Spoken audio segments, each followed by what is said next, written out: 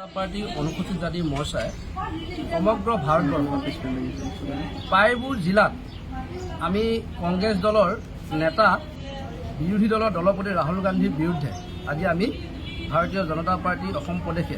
দিছপুৰ থানাত আমি এখন FIR দাখিল কৰিছোঁ। ইয়াৰ কাৰণ হ'ল যে আজি কিছুদিনৰ আগত ৰাহুল গান্ধীয়ে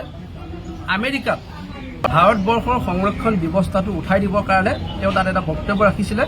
আৰু এই বক্তব্যৰ আমি ঘূৰ বিৰোধিতা কৰি আজি ভাৰতীয় জনতা পাৰ্টি SC মৰ্চাই আমি দিছপুৰ থানাত তেখেতৰ বিৰুদ্ধে আমি এখন এজাহাৰ দাখিল কৰিছোঁ আৰু আমি ৰাহুল গান্ধীক সকীয়াই দিব বিচাৰিছোঁ যে যি ধৰণে প্ৰধানমন্ত্ৰী জৱাহৰলাল নেহৰুৱে, ইন্দিৰা গান্ধীয়ে, ৰাজীৱ গান্ধীয়ে SC, ST, OBC সমাজক যি ধৰণে সংৰক্ষণ বিৰোধ কৰি আহিছিলে, ঠিক তেনেকৈ ৰাহুল গান্ধীয়েও তেওঁলোকক অনুসৰণ কৰি আজি SC, ST আৰু OBC সংৰক্ষণ বিৰোধিতা কৰিছে। তাক আমি তীব্ৰ ভাষাৰে নিন্দা দিছোঁ আৰু গৰিহণা দিছোঁ।